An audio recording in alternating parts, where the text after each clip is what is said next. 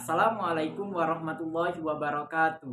Perkenalkan, nama saya Rahmat Mahadi dari Program Studi Pendidikan Agama Islam Fakultas Ilmu Tarbiyah dan Keguruan Universitas Islam Negeri Raden Fatah Palembang, Angkatan 2021. Saya membuat video mengenai ijma dan kias ini untuk memenuhi nilai ujian akhir semester mata kuliah Usul Fiqh dengan dosen pengampu Bapak Ahmad Fadil Magister Pendidikan. Semoga video yang saya buat ini dapat bermanfaat bagi siapapun yang menontonnya. Wabillahi taufik wal hidayah. Wassalamualaikum warahmatullahi wabarakatuh. Assalamualaikum warahmatullahi wabarakatuh. Selamat pagi adik-adik sekalian. Apa kabar semuanya? Semoga selalu diberikan kesehatan oleh Allah Subhanahu wa taala dan kita semua selalu dalam lindungan Allah Subhanahu wa taala. Amin amin amin ya rabbal alamin. Nah, adik-adik sekalian, hari ini bertemu lagi dengan saya, Rahmat Mahadi, dalam mata pelajaran Usul Fiqh. Nah, hari ini kita akan membahas mengenai materi ijma' dan qiyas. Baiklah adik-adik sekalian, untuk mengambil berkahnya dari pertemuan kita hari ini, marilah kita memulai pembelajaran hari ini dengan melapaskan lapas basmalah. Bismillahirrahmanirrahim. Nah, di sini kita akan membahas pertama-tama akan membahas materi tentang ijma'. Apa ijma' itu? Nah, ijma' di sini memiliki dua artian. Yang pertama, menurut bahasa dan menurut istilah. Nah, apa sih ijma' ini jika diartikan menurut bahasa? Nah, ijma' jika diartikan dalam bahasa yaitu mengumpulkan perkara dan memberi hukum atasnya serta meyakininya. Dapat diulangi bahwa mengumpulkan perkara dan memahami hukum atasnya serta meyakininya. Nah, sedangkan menurut istilah, ijma adalah kebulatan pendapat.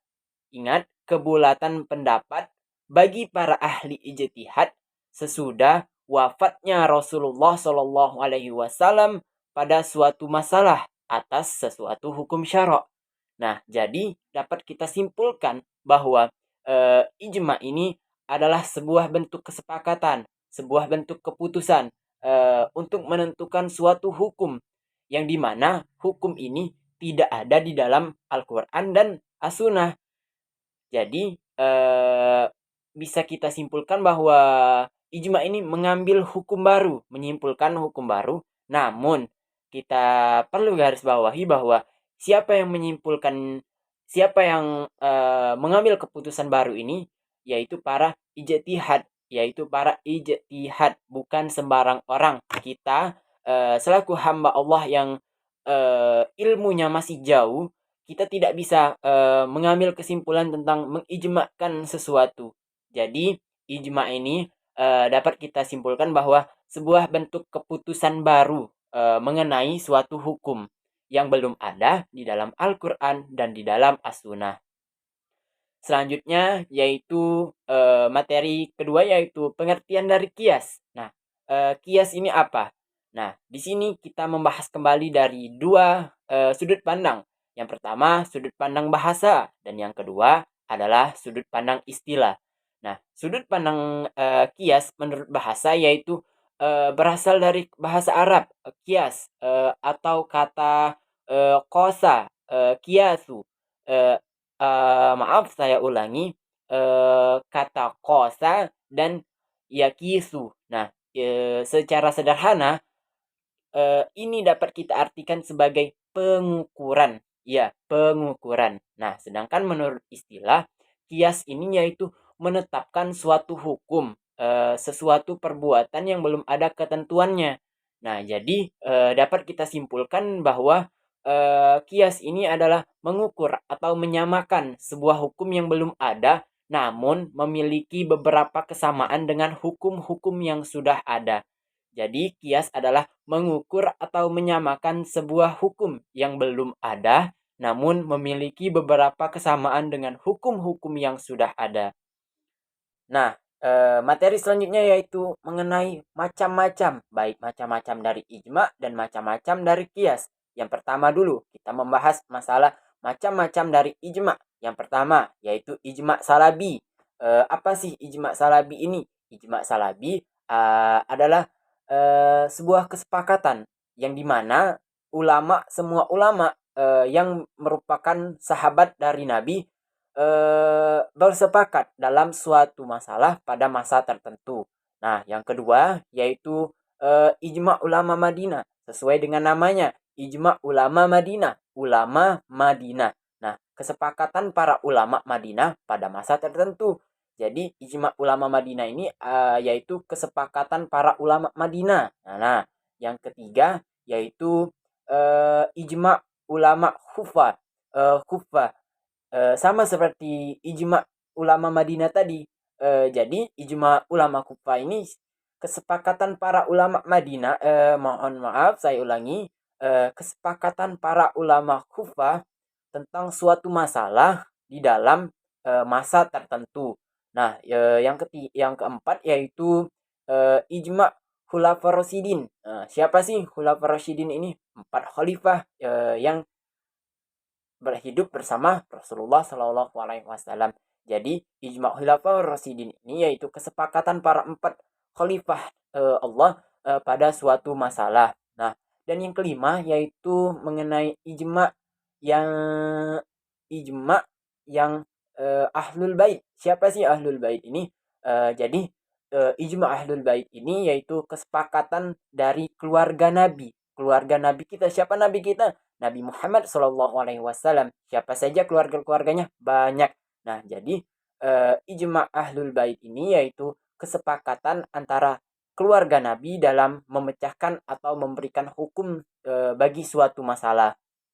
Nah, dari macam-macam tersebut berarti ada 5 macam. Apa saja tadi? Yang pertama, ijma salabi. Yang kedua yaitu ijma ulama Madinah. Yang ketiga ijma ulama Kufah.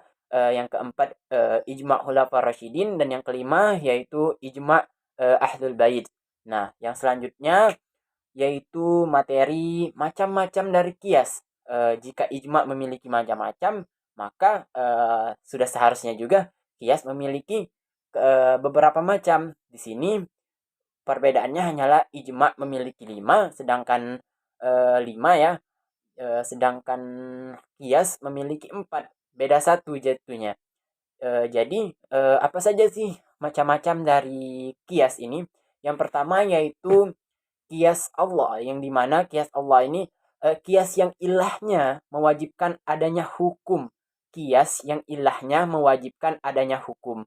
Nah, yang kedua yaitu kias musawi. Kias musawi yaitu kias yang dimana ilahnya itu mewajibkan adanya hukum yang sama, baik pada hukum yang ada pada al aslu maupun hukum yang ada pada far'u. Nah, yang ketiga yaitu mengenai kias dilalah. Apa sih kias dilalah ini? Kias dilalah yaitu kias yang menetapkan hukum karena ada kesamaan hukum. Ingat, kias dilalah yaitu kias yang menetapkan hukum karena ada kesamaan hukum. Nah, yang keempat yaitu atau yang terakhir kias adena. Apa sih kias adena ini? Kias adena ini yaitu kias yang dimana hukum far'unya kesepakatan menetapkan hukum yang dimana hukum far'unya lebih lemah daripada hukum asalnya. Jadi beberapa macam ini ada 4 macam dari kias. Yang pertama yaitu kias Allah, yang kedua kias musawi, yang ketiga kias dialala, dan yang terakhir atau yang keempat yaitu kias adana. Nah, dari penjelasan-penjelasan kakak tadi mungkin ada yang mengganjal mungkin dari adik-adik sekalian. Jadi kakak di sini membuka sesi tanya jawab bagi adik-adik sekalian. Jika adik-adik sekalian ada hal yang ingin ditanyakan, bagi yang ingin bertanya silakan untuk raise hand ya. Izin Kak, mau bertanya. Ini kapan kita bisa menggunakan ijma? Baiklah, terima kasih ya Dek. Siapa? Muhammad Said Fadli. Terima kasih atas pertanyaannya. Masya Allah, tabarakallah, pertanyaan yang bagus sekali. Kapan sih ijma ini bisa digunakan?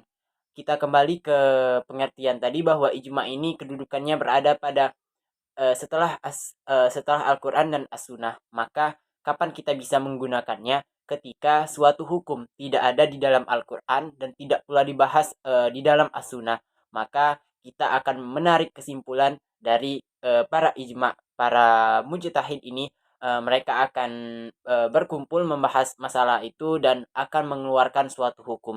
Salah satu contohnya yaitu masalah hukum rokok. Nah, bagaimana hukum rokok ini? Sedangkan rokok masih banyak digunakan oleh orang, bahkan tidak jarang asatis pun turut menggunakan atau mengkonsumsi, bisa kita sebut ya, mengkonsumsi rokok ini. Nah, di sini di Al-Qur'an tidak dibahas masalah rokok ini. Namun kesepakatan para ulama ada yang mengharamkan dan ada yang membuat hukum rokok ini makruh. Nah, jadi kesimpulannya kapan kita bisa menggunakan hukum ijma ini? Ketika suatu hukum tidak ada bahasannya di dalam Al-Quran dan tidak ada pula bahasannya di As-Sunnah, maka ijma baru bisa kita pakai. Eh, Terima kasih ya atas pertanyaannya yang sangat bagus itu.